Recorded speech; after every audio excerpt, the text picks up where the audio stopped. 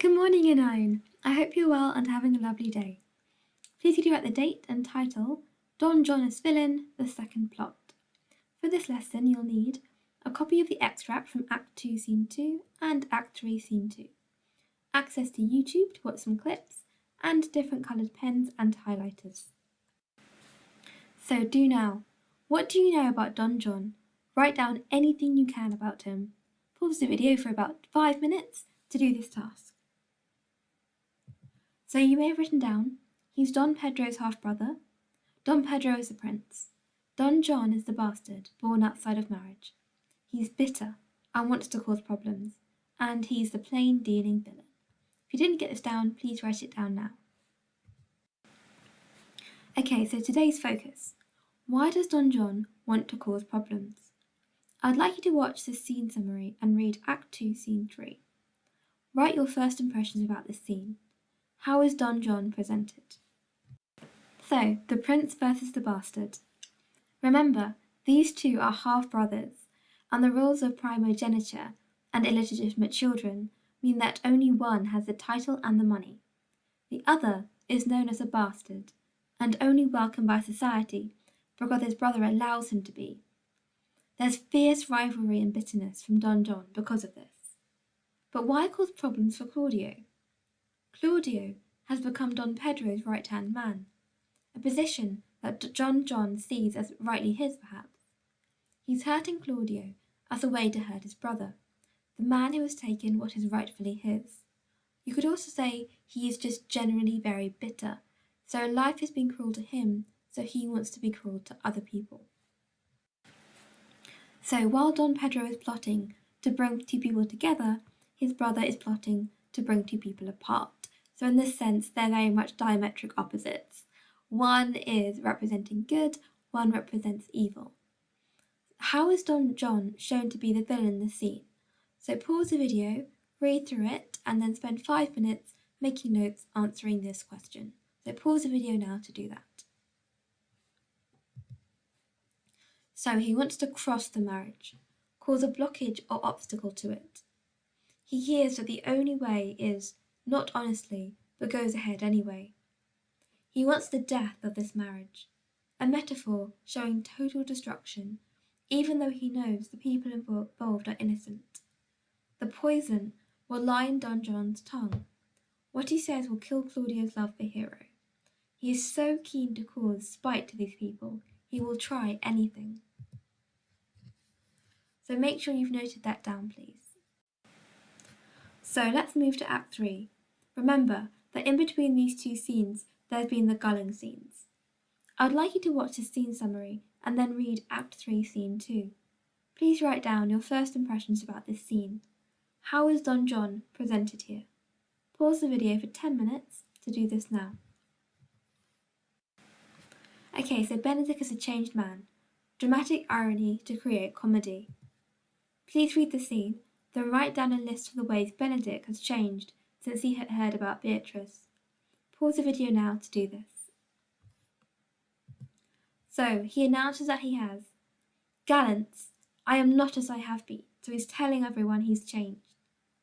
He is noticed to be sadder and telling less jokes. He's changing his clothes more often. He's taking care of his possessions, brushing his hat. He's been to the barber's and had his beard shaved.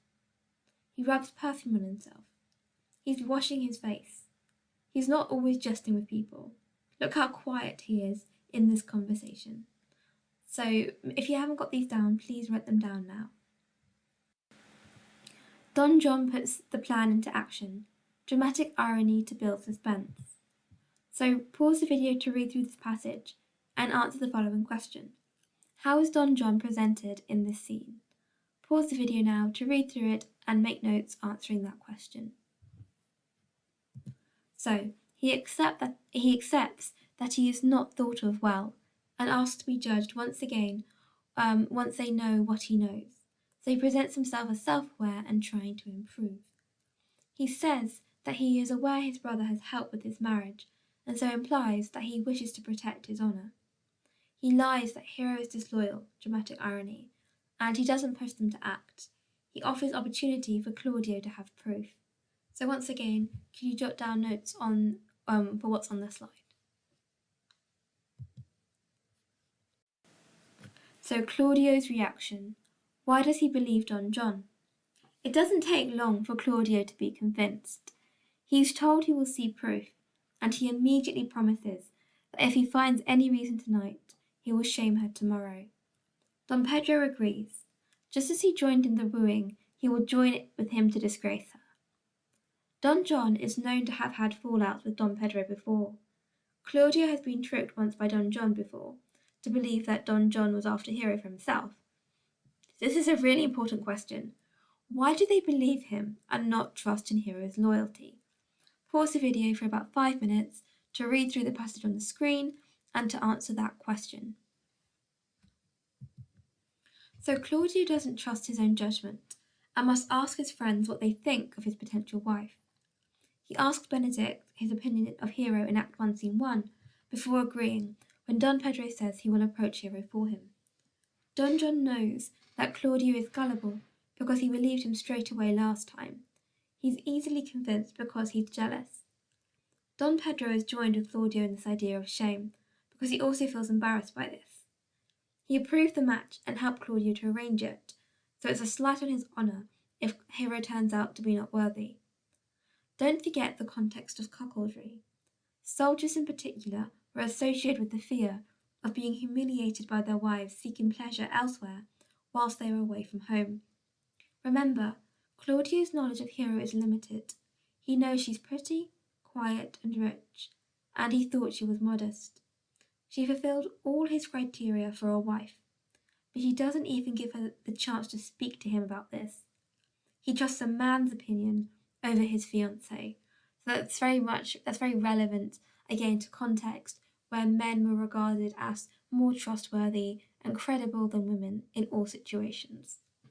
So once again, pause to copy down some notes from what's on the slide. So, who is Don John? Why does he want to cause problems? Use all the evidence from Act 1, Scene 3, Act 2, Scene 2, and Act 3, Scene 2, as well as small mentions in Act 1, Scene 1 and Act 2, Scene 1, to create a brain dump of everything you know about Don John. For a challenge, please include relevant context such as cuckoldry and illegitimacy. Pause the video now for 10 minutes to do that. Okay, so well done for your work today. Next time, we'll be looking at some comedy from the Useless Men of the Watch, Dogberry and Verges. So thank you very much, and I'll speak to you next time.